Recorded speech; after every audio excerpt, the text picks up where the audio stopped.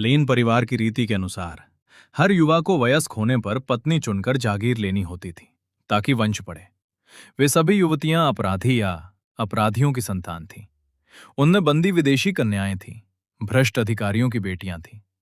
किसी कैदी या अपराधी की संतान को पत्नी बना लेने पर उस पुरुष को उस स्त्री के पाप धोने और कर्ज चुकाने पड़ते थे। लोग हंस रहे थे कि लाओ चेन ने पश्चिम की जमीन पाने के लिए 80 वर्ष की बूढ़ी स्त्री चुन ली। लीन यून अभी भी खड़ा था। अचानक वो समझ गया कि वो किसी और शरीर में आ गया है। लीन यून से पूछा गया कि वो कौन सी जागीर चाहता है। उसने कहा, न्यू बेईशान। यादों के अनुसार वो पहाड़ लाल पत्थरों से भरा था और हर तरफ सड़े अंडे जैसी बदबू फैली रहती थी। वहां घास तक नहीं उगती थी, सब कुछ सूना पड़ा था। उसने दोहराया कि वो वही जागीर चाहता है। लोगों ने हैरानी से पूछा कि क्या वो पक्का है। उसने हां कहा। घोषणा हुई कि लीन युन ने न्यू बेईशान चुना है। सब चौंक गए। लोग कहने लगे कि वो पागल हो गया है। वो बंजर पहाड़ है जहां कुछ भी नहीं उगता। वहां साल भर में 200 तायल कर भी नहीं मिलता। वो उम्र भर कर्ज चुकाता रहेगा। कुछ लोग राहत की सांस ले रहे थे कि कम से कम ये खराब जमीन उनके सिर पर नहीं आई। लीन युन मन ही मन हंसा। ये लोग सोने की खान को बंजर जमीन कह रहे हैं। वो लाल पत्थर वास्तव में शुद्ध लौह अयस्क था और बदबू सल्फर की थी जो उसके साथ मिलती है। इस संसार में लोहा गलाने की कला अभी कमजोर थी और सीमा पर युद्ध चल रहे थे, इसलिए लोहे के औजार बहुत कीमती थे। ऊंची भट्टी से इस्पात बनाने का ज्ञान उसके पास था। अब उसे लौह अयस्क से भरी जागीर मिल गई थी। बस झुककर धन उठाना था। अब पैसों की चिंता नहीं रही तो पत्नी का प्रश्न सामने आया। एक स्त्री चिल्लाई, मुझे छोड़ो। वही स्त्री इस साल की पत्नी चुनने वाली पंक्ति में खड़ी थी। लोग फुसफुसा रहे थे कि उसने एक परिवार के 30 से अधिक लोगों को मार डाला है। वो अशुभ है, सफेद बालों वाली प्रेतनी है। एक युवती हाथ जोड़कर कह रही थी, मुझे पत्नी चुन लो। मैं घर का काम करूंगी, कढ़ाई करूंगी। मैं मरना नहीं चाहती। लीन युन ने साफ कहा कि उसे छुए नहीं, दूर रहे। लोग कह रहे थे कि कौन सफेद बालों वाली प्रेतनी को पत्नी बनाएगा। इस साम्राज्य में सफेद बाल अशुभ माने जाते हैं। जो भी ऐसी स्त्री से विवाह करता है 3-5 साल में घर उजड़ जाता है।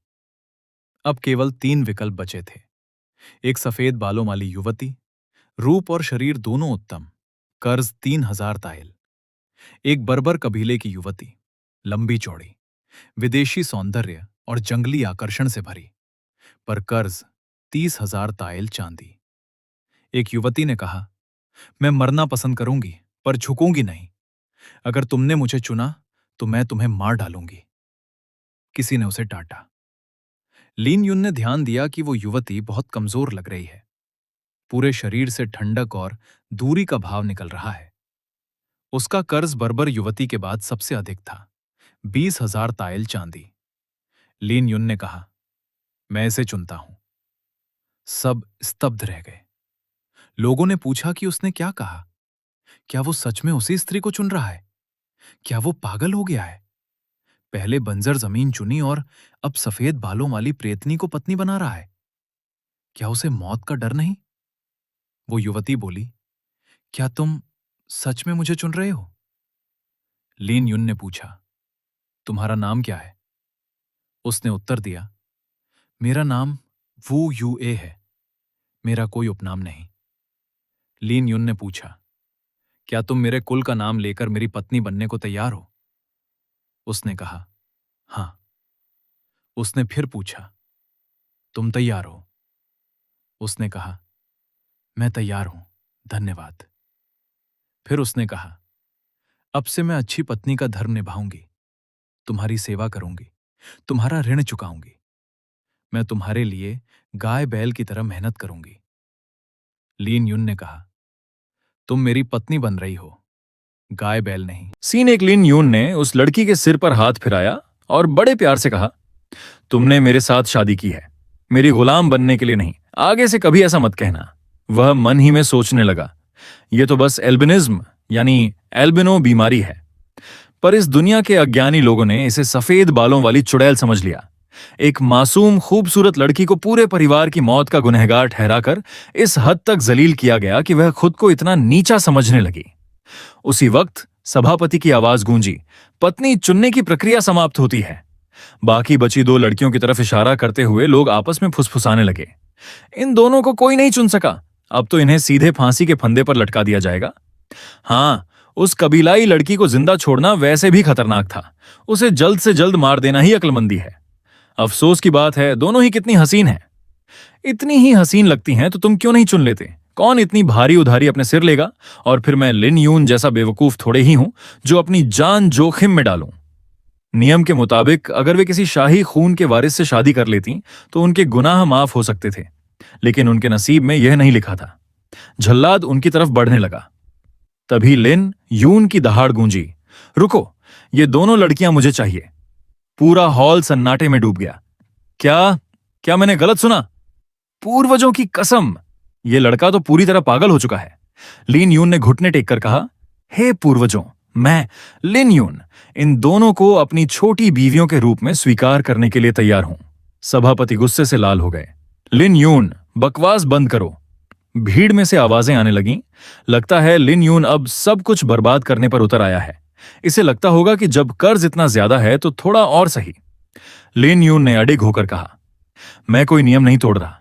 कुल के नियमों में कहीं नहीं लिखा कि कोई सिर्फ एक बीवी चुन सकता है।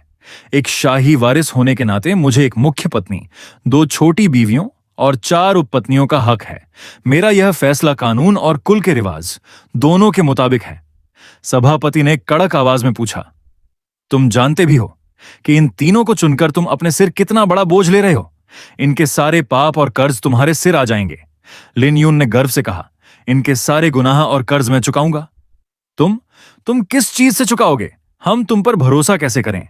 लिन यून ने अपनी शर्त रखी, 3 साल का वक्त दीजिए। अगर 3 साल में मैं यह कर्ज न चुका पाया तो मैं अपनी जागीर लौटा दूंगा और खुद को एक आम नागरिक के रूप में नीच दर्जा स्वीकार कर लूंगा। सभापति ने भारी आवाज में कहा, ठीक है, शर्त मंजूर है। लिन यून मन ही में मुस्कुराया। कहने को तो यह कुल का नियम है, लेकिन असली मकसद तो हम जैसे दूर के वारिसों को कुचलना ही है। बाद में जब तीनों लड़कियां उसके साथ आईं तो लिन यून ने उनसे कहा, तुम तीनों को बचाने के चक्कर में मेरे सिर 53,000 चांदी के सिक्कों का कर्ज आ चुका है। अगर 3 साल में यह नहीं चुकाया तो मेरी जागीर छीन ली जाएगी। सफेद बालों वाली पहली बीवी उजुए ने रुआंसी होकर कहा, मैं दिन रात मेहनत करूंगी। अगर आप आम नागरिक भी बन गए तो भी मैं आपकी सेवा करूंगी। मैं सिलाई कढ़ाई करके पैसे कमाऊंगी। लिन यून ने हंसते हुए कहा, फिक्र मत करो मेरी बड़ी बीवी, 50,000 चांदी के सिक्के चुकाना मेरे लिए 3 साल का नहीं, कुछ महीनों का खेल है। तभी दूसरी बीवी, जो राजगुरु के दरबार की बाकी और पढ़ी लिखी विद्रोही थी, ठंडी सांस लेकर बोली, बड़ी बीवी, क्या बेतुकी बातें कर रहे हैं? आपकी जागीर महज 500 लोगों की है। जमीन बंजर है, कोई व्यापारिक रास्ता नहीं है और न ही कोई कुदरती संसाधन। 3 साल में 50,000 कमाना नामुमकिन है। लिन यून ने मुस्कुराकर कहा, वाह मेरी दूसरी बीवी, तुम सिर्फ नाच गाने और पढ़ाई में ही नहीं बल्कि कारोबार की समझ में भी माहिर निकली। मुझे तो हीरा मिल गया। तभी कबीलाई लड़की यानी तीसरी बीवी गुस्से से चिल्लाई, पांडा देवता की औलाद कभी जलालत बर्दाश्त नहीं करेगी। अगर तुमने मेरा अपमान करने की कोशिश की तो मैं अपनी पूरी ताकत लगाकर तुम्हारी जान ले लूंगी। लिन यून ने शांत होकर कहा, मैंने अभी अभी 30,000 का कर्ज अपने सिर लेकर तुम्हारी जान बचाई है। इस नाते मैं तुम्हारा मददगार हुआ। अगर तुम मुझे मार भी दोगी तो तुम भी नहीं बचोगी। ऐसा सौदा किसी काम का नहीं। क्यों ना हम एक समझौता कर लें? दुष्ट इंसान, मुझे तुम्हारी किसी बात पर यकीन नहीं। लिन यून ने अपनी बात रखी, तुम जंग के मैदान की माहिर योद्धा हो और मुझे एक बॉडीगार्ड की जरूरत है। बस 1 साल के लिए मेरी हिफाजत करो। 1 साल बाद मैं तुम्हें तलाक देकर आजाद कर दूंगा और इस 1 साल में जब तक तुम खुद ना चाहो हमारे बीच सिर्फ नाम का रिश्ता रहेगा। कबीलाई लड़की ने कुछ पल सोचा और फिर हाथ उठाकर कहा, मेरा नाम ऊना है। मैं पांडा देवता की कसम खाकर यह समझौता मानती हूं। मैं 1 साल तक तुम्हारी हिफाजत करूंगी। सेठ सिंधु रास्ते में अचानक घोड़ों की टापों और चिल्लाने की आवाजें आने लगीं।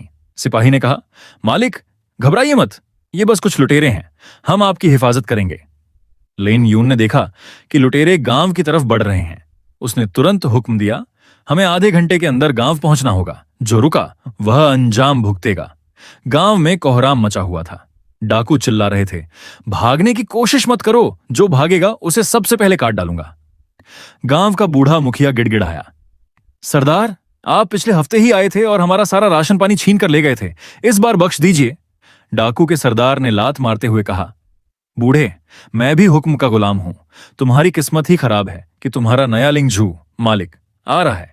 सालों से तुम लोग टैक्स देते आए हो, लेकिन किसी ने तुम्हारी मदद नहीं की। गांव वाले रो रहे थे, अगर तुमने फिर सब छीन लिया तो हम मर जाएंगे, हम तुमसे लड़ेंगे। तभी लिन यून अपने सिपाहियों के साथ वहां आ पहुंचा।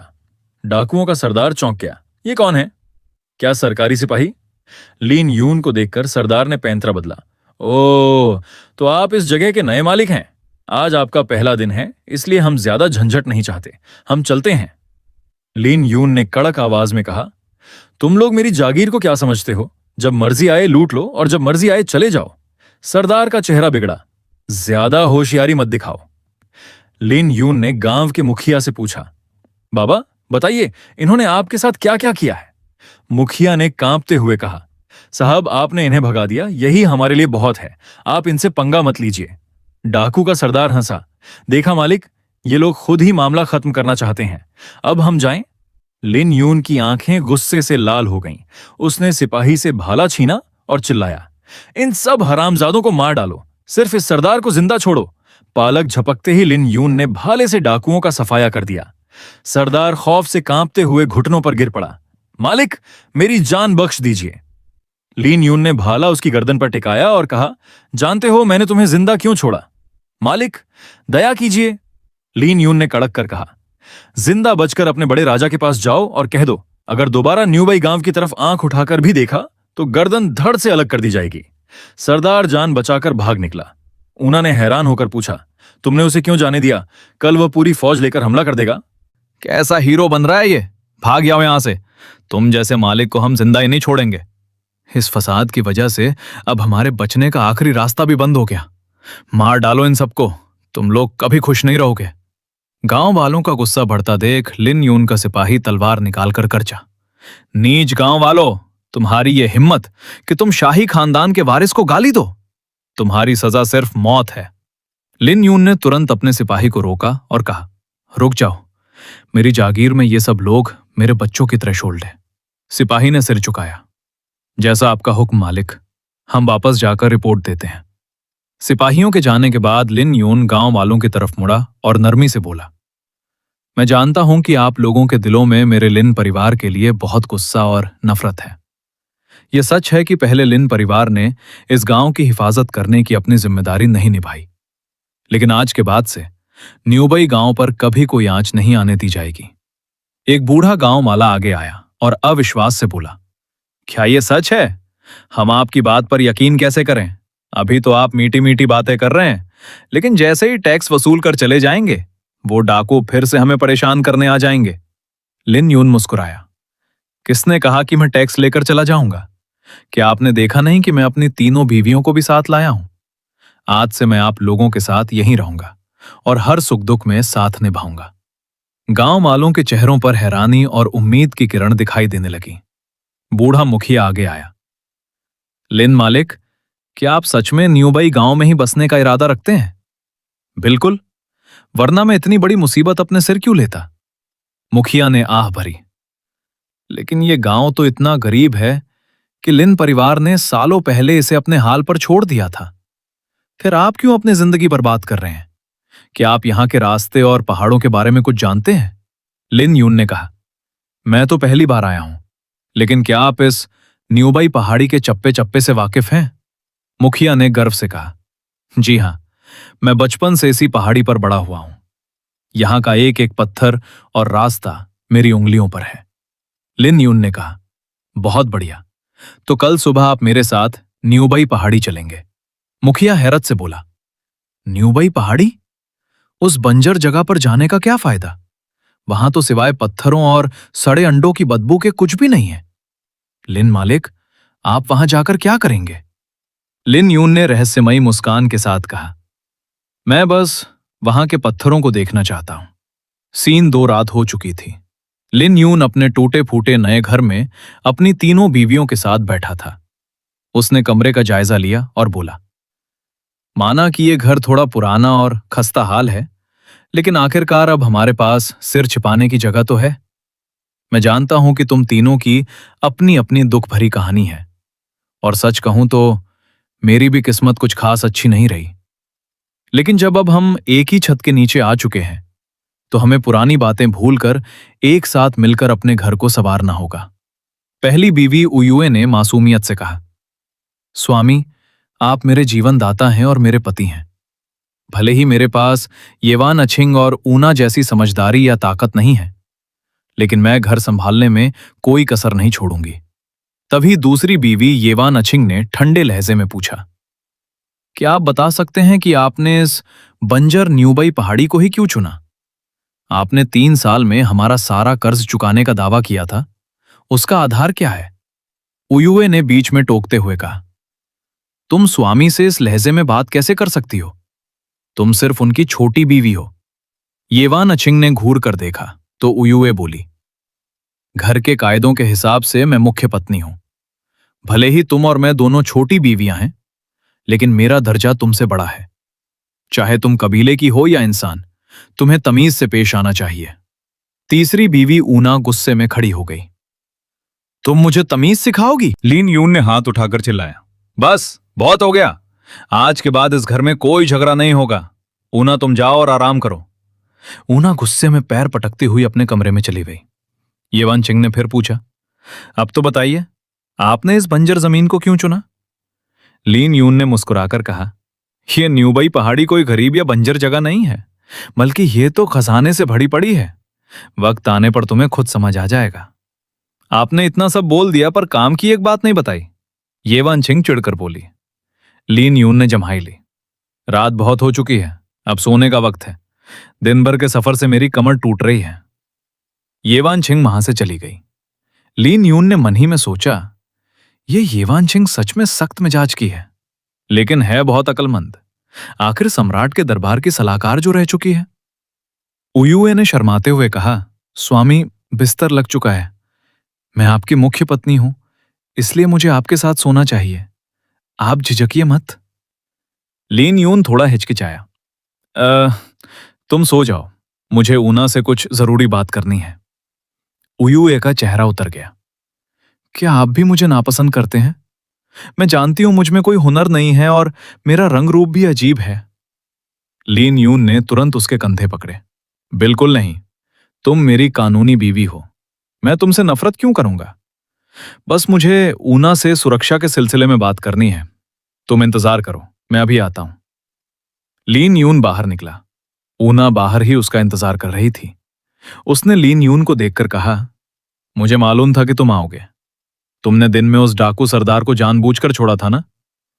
लीन यून ने मुस्कुराकर कहा, तुम तो बहुत समझदार निकली। जब सब जान ही चुकी हो तो सुनो, तुम इसी वक्त शहर जाओ और जितने हो सके उतने जानवरों को पकड़ने वाले लोहे के शिकंजे खरीद लाओ। ऊना ने हैरानी से पूछा, शिकंजे? वो किस लिए? ताकि डाकू जब बदला लेने आए तो वो सीधे हमारे बिछाए जाल में फंस जाएं। ऊना के चेहरे पर एक शैतानी मुस्कान आई। इतनी मेहनत करने की क्या जरूरत है? वो डाकू कोई बहुत ताकतवर नहीं है। मैं आज रात ही उनके अड्डे पर जाकर उन सब का सफाया कर सकती हूं।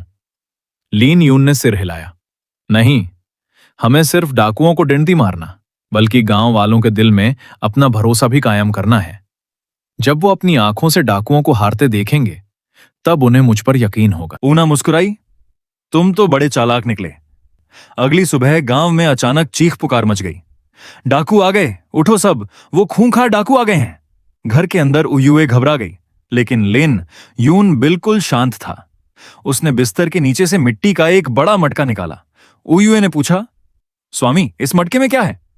यह हमारा सबसे बड़ा हथियार है, तुम सोती रहो, मैं अभी वापस आता हूं। लीन यून बाहर निकला, जहां मुखिया और गांव वाले डरे सहमे खड़े थे। मुखिया ने कांपते हुए कहा, लिन मालिक, आपका अंदाजा बिल्कुल सही निकला। अगर आपने रात को गांव के चारों तरफ शिकंजे न बिछाए होते तो आज हम मारे जाते। लीन यून ने बुलंद आवाज में कहा, सब लोग ध्यान से सुनो। मुझे मालूम है कि आप सब लिन परिवार से नफरत करते हैं, लेकिन आज मैं इस पूरे डाकू गिरोह का नामो निशान मिटा दूंगा। दूसरी तरफ डाकू पहाड़ी के नीचे रुक गए। डाकू सरदार ने कहा, रुको, कुछ गड़बड़ है, आगे शिकंजे बिछे हुए हैं। एक डाकू बोला, अरे सरदार, किस बात का डर है? ये तो लिन परिवार का भगाया हुआ गीदड़ है। दोस्तों, अपनी तलवारें मुंह निकालो और इन गांव वालों को काट डालो। सरदार ने चिल्लाकर रोका, बेवकूफों, रुको, ये चाल है। उसने दूर खड़े लिन यून को देखकर कहा, लिन परिवार के चूहे, तू सोचता है कि इन छोटे मोटे शिकंजों से हमारी फौज को रोक लेगा?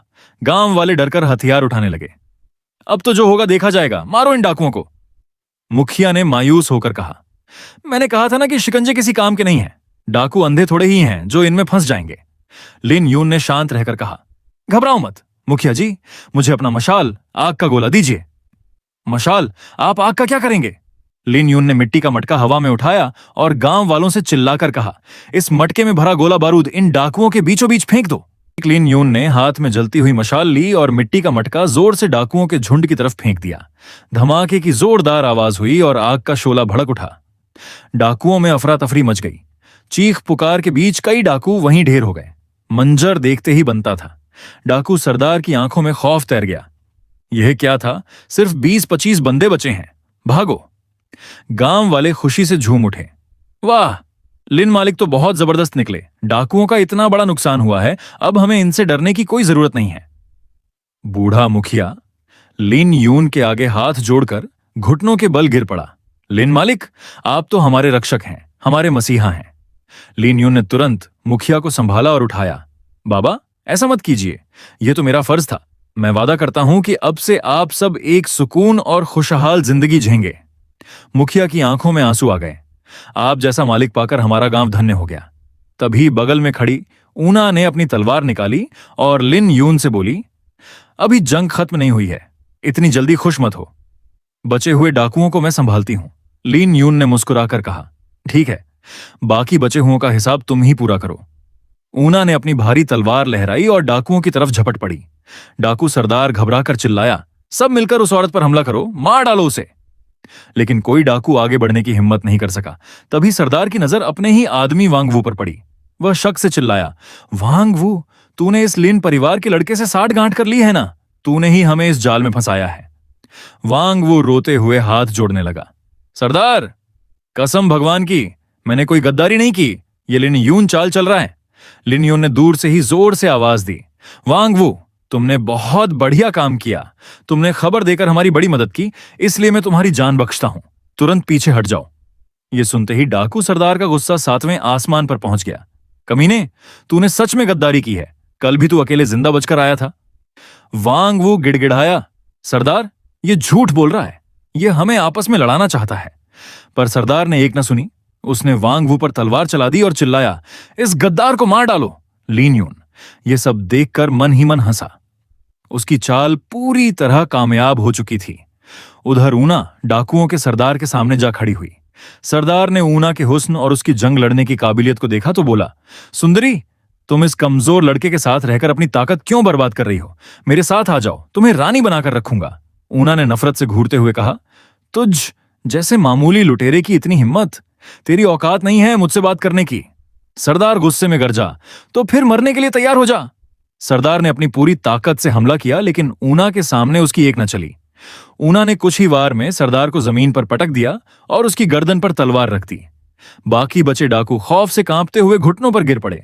हमें बख्श दीजिए, हमें मत मारिए। ऊना ने लिन यून की तरफ देखा। लिन यून ने आगे आकर कहा, तुम सब जवान हो और काम कर सकते हो। आज से तुम सब मेरी जागीर के मजदूर हो। तुम्हारी जान बख्श दी जाती है। डाकू गिड़गिड़ाए, शुक्रिया मालिक, शुक्रिया। सीन दो लड़ाई खत्म होने के बाद सब घर लौटे। उयुए ने ऊना और लिन यून को देखकर राहत की सांस ली। आप लोग सही सलामत वापस आ गए। ये वानछिंग दीदी, देखा आपने? स्वामी ने डाकुओं का सफाया कर दिया। ये वानछिंग ने ठंडी सांस ली और खामोश रही। लिन यून ने मुखिया के साथ न्यूबई पहाड़ी का दौरा किया। पहाड़ी पर बिखरे पत्थरों को देखकर लिन यून की आंखें चमक उठीं। मुखिया ने कहा, लिन मालिक, यह पहाड़ी तो सिर्फ बंजर पत्थरों और बदबू से भरी है। यहां भला क्या काम हो सकता है? लिन यून ने पत्थर को हाथ में उठाकर कहा, मुखिया जी, आपकी नजर में यह सिर्फ पत्थर है, लेकिन मेरी नजर में यह शुद्ध लोहा बनाने का कच्चा माल है। मुखिया हैरान रह गया। क्या? पत्थरों से लोहा? लोहा तो जमीन से निकलता है ना? लिन यून हंसा। इसे समझाना थोड़ा मुश्किल है, लेकिन बहुत जल्द आप अपनी आंखों से देखेंगे।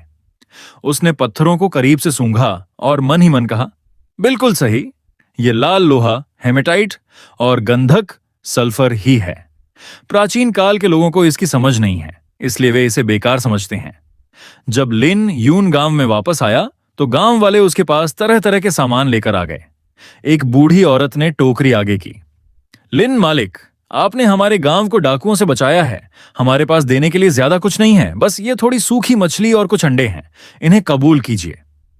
लिन यून ने मुस्कुराते हुए टोकरी वापस दे दी। अरे माता जी, आप लोगों की हालत पहले से ही खराब है, आप इसे अपने पास रखिए। मैं यहां सिर्फ राज करने नहीं आया हूं, बल्कि बहुत जल्द इस गांव की पूरी तस्वीर बदलने आया हूं। आप सब पेट भरकर खाएंगे और अच्छे कपड़े पहनेंगे। गांव वाले लिन यून की जय जयकार करने लगे। दूर खड़ी येवानशिंग ने मुस्कुराते हुए ऊना से कहा, हमारा पति तो बड़ा पक्का ढोंगी और जादूगर निकला। दरबार के बड़े बड़े ज्ञानी भी इतनी सफाई से लोगों का दिल नहीं जीत पाते, जितनी आसानी से इसने इन मासूम गांव वालों को अपना दीवाना बना लिया। ऊना ने चिढ़कर कहा, ढोंगी शब्द तो तुम्हारे उन दरबारियों पर फपता है जो सिर्फ बातें बनाते हैं। कम से कम इसने गांव वालों को डाकुओं से तो बचाया। उयुए ने दोनों को समझाया, आप दोनों आपस में मत लड़िए। स्वामी कितनी मेहनत कर रहे हैं, हमें उनका साथ देना चाहिए। लिन यून ने उनके पास आकर मुखिया से कहा, मुखिया जी, आज से ही गांव के नौजवानों की एक टीम बनाइए जो दिन रात इस पहाड़ी की पहरेदारी करेगी। किसी भी बाहरी शख्स को यहां आने की इजाजत नहीं होगी। मुखिया ने सिर झुकाया। जो हुक्म मालिक। सीन 3। अगली सुबह लिन यून जल्दी उठकर फिर से पहाड़ी पर चला गया और वहां से मिट्टी और पत्थरों की एक बोरी भरकर ले आया। घर आकर उसने उयुए से कहा, उयुए, जरा ऊना को बोलना कि वह तुरंत मेरे पास स्टोर रूम में आए। उयुए ने सिर हिलाया और ऊना को बुला लाया। लिन यून स्टोर रूम में एक लकड़ी के तख्ते पर बैठा हुआ था। उसके सामने पीले रंग की गंधक वाली मिट्टी रखी थी, जिससे सड़े हुए अंडों जैसी तेज बदबू आ रही थी। पर लिन यून उस मिट्टी को ऐसे देख रहा था जैसे सामने कोई नायाब खजाना रखा हो। लिन यून ने मन ही मन सोचा, न्यू बई, पहाड़ी पर गंधक का भंडार है। अब मुझे बस गन पाउडर, बारूद बनाना है। गन पाउडर के लिए गंधक, कोयला और शोरा, पोटेशियम नाइट्रेट चाहिए। गंधक मिल चुका है, कोयला बनाना आसान है, बस शोरे की कमी है। और शोरा जानवरों के मलमूत्र से आसानी से निकाला जा सकता है। तभी दरवाजा खुला और ऊना अंदर आई। बदबू महसूस करते ही उसने अपनी नाक बंद कर ली। ये सड़न भरी मिट्टी क्यों उठाकर लाए हो? इससे क्या करने वाले हो? लिन यून ने अपनी 2 उंगलियां उठाईं और हुक्म दिया, जाओ मेरे लिए कुछ सूखी लकड़ियां लाओ, और हां, गांव के घरों से मुर्गियों और बत्तखों की बीट मल इकट्ठा करके लाओ। साथ ही एक बड़ा लोहे का कढ़ाव भी मांग कर लाओ। ऊना का मुंह खुला का खुला रह गया। वह अविश्वास से बोली, क्या? सूखी लकड़ी और कढ़ाव तो ठीक है, लेकिन मुर्गियों की बीट? क्या तुम्हारा दिमाग खराब हो गया है? क्या तुम्हें इतनी भूख लगी है कि तुम टट्टी खाने वाले हो? लिन यून ने आंखें मटकाते हुए कहा, बकवास मत करो, टट्टी तुम खाओ, मैं तुम्हें अभी समझा नहीं सकता, बस जैसा कहा है वैसा करो। ऊना गुस्से से लाल हो गई। मैं कबीले की एक महान योद्धा हूं, मैं यह घिनौना काम बिल्कुल नहीं करूंगी। अगर बीट इकट्ठी करनी है तो खुद जाकर करो या खुद ही बना लो। लिन यून ने झेंपते हुए अपनी गर्दन खुजलाई। अच्छा ठीक है, ठीक है, तुम बस लकड़ी और कढ़ाव का इंतजाम कर दो, बीट का इंतजाम मैं खुद कर लूंगा। लिन यून की बात सुनते ही ऊना ने तुरंत हां में सिर हिलाया, मानो उसे डर हो कि लिन यून अपना इरादा बदल न ले। वह फौरन स्टोर रूम से बाहर की तरफ भागी। लिन यून मुस्कुराते हुए धीरे से खड़ा हुआ। जैसे ही वह स्टोर रूम से बाहर निकला, सामने से येवानशिंग आती दिखाई दी। येवानशिंग ने ऊना को शर्माते हुए भागते देखा था। उसने लिन यून को घूरते हुए पूछा, स्वामी, ऊना का चेहरा इतना लाल क्यों था?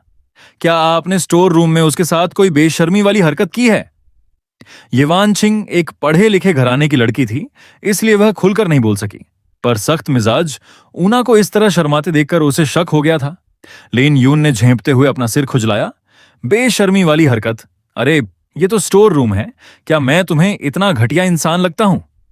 येवानशिंग ने मुंह बनाया, पर उसकी आंखों में अब भी यकीन नहीं था। लिन यून ने बात बदलते हुए कहा, तुम लड़कियां भी कितना अजीब सोचती हो। खैर, तुम कुछ दिन आराम करो, हो सकता है कुछ दिनों बाद मुझे तुम्हें किसी काम से बाहर ले जाना पड़े। यह कहकर लिन यून आगे बढ़ गया। येवानशिंग की उत्सुकता बढ़ गई। वह स्टोर रूम के अंदर देखने गई, लेकिन अंदर घुसते ही सड़े हुए अंडों जैसी तेज बदबू ने उसका दम घोंट दिया। वह खांसते हुए पीछे हटी और लिन यून की तरफ अविश्वास से देखने लगी। लिन यून घर से निकलकर गांव के मुखिया के घर पहुंचा। मुखिया को अजीब सी बात समझाकर वह तेजी से वापस अपने घर लौटा। घर पहुंचने पर उसने देखा कि ऊना पहले ही सूखी लकड़ियां और लोहे का बड़ा कढ़ाव ला चुकी थी।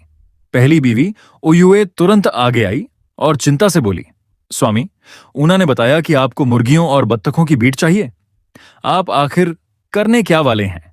लिन यून ने हाथ उठाकर कहा, अब तुम लोग सवाल मत पूछो, वक्त आने पर नतीजा देख लेना। मैं बार बार समझाकर थक चुका हूं। तभी दरवाजे पर दस्तक हुई। लिन यून ने दरवाजा खोला। बाहर दो गांव वाले लकड़ी के डंडे में टंगी बीट से भरी बाल्टी लिए खड़े थे। उनके चेहरे का रंग उड़ा हुआ था। लिन यून ने मुस्कुराकर कहा, आप दोनों का बहुत बहुत शुक्रिया, इसे स्टोर रूम में रख दीजिए। तीनों बीवियां बदबू के मारे दूर हट गईं और अपनी नाक बंद कर लीं। लिन यून ने गांव वालों से वह बीट खड़ाव में उड़ेलने को कहा। गांव वाले सांस रोककर काम कर रहे थे। लिन यून खुद भी उल्टी रोकने की कोशिश कर रहा था, लेकिन शोरा, पोटेशियम नाइट्रेट, हासिल करने का इसके अलावा कोई दूसरा तरीका नहीं था। कुछ ही देर में पूरे गांव की हवा में बीट की बदबू फैल गई। आसपास के गांव वाले रुककर बातें करने लगे। ये कैसी अजीब और तेज बदबू है? अरे तुम्हें नहीं पता? मुखिया जी ने गांव से बीट की बाल्टी मंगवाकर लिन मालिक के घर भिजवाई है। हे भगवान, क्या लिन मालिक का दिमाग फिर गया है?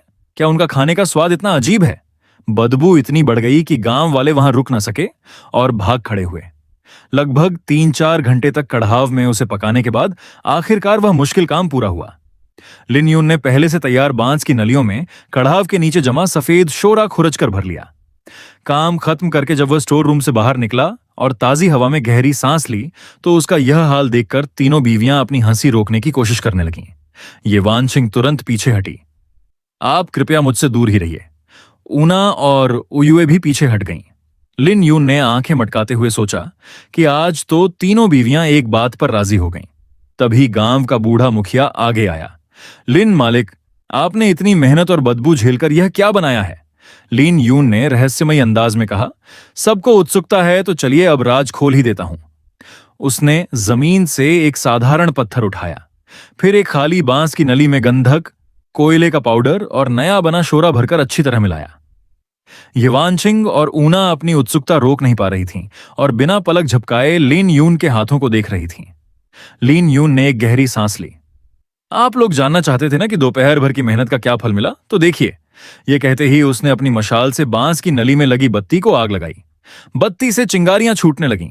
लिन यून ने चिल्लाकर कहा, सब पीछे हटो, और बांस की नली को 5 मीटर दूर दीवार के कोने में फेंक दिया। एक तीर चला आसमान में, 1000 फौजें आई मैदान में। धम! एक ऐसा धमाका हुआ जिससे न सिर्फ वह घर बल्कि पूरा न्यूबई गांव कांप उठा। धमाके के झटके से लिन यून का हाथ सुन्न हो गया और उसमें से खून बहने लगा। दोनों गांव वाले डर के मारे जमीन पर गिर पड़े। 60 साल के मुखिया ने अपनी जिंदगी में ऐसा भयानक मंजर कभी नहीं देखा था। उनके हाथ कांप रहे थे, लेकिन सबसे ज्यादा झटका तीनों बीवियों को लगा। उयुए समझ नहीं पा रही थी कि यह क्या था, पर धमाके की ताकत देखकर दंग थी। वहीं ये वानशिंग और ऊना की आंखें चमक रही थीं, जैसे उन्हें कोई अद्भुत खजाना मिल गया हो। जोशीली ऊना तो खुशी के मारे सीधे लिन यून के गले से जा लगी। एक योद्धा होने के नाते वह तुरंत समझ गई थी कि अगर इस हथियार का इस्तेमाल जंग में किया जाए तो दुश्मन का नामो निशान मिट जाएगा। स्वामी, आप सच में कमाल हैं। इस जादुई चीज का नाम क्या है? लिन यून दर्द से करा उठा। आह!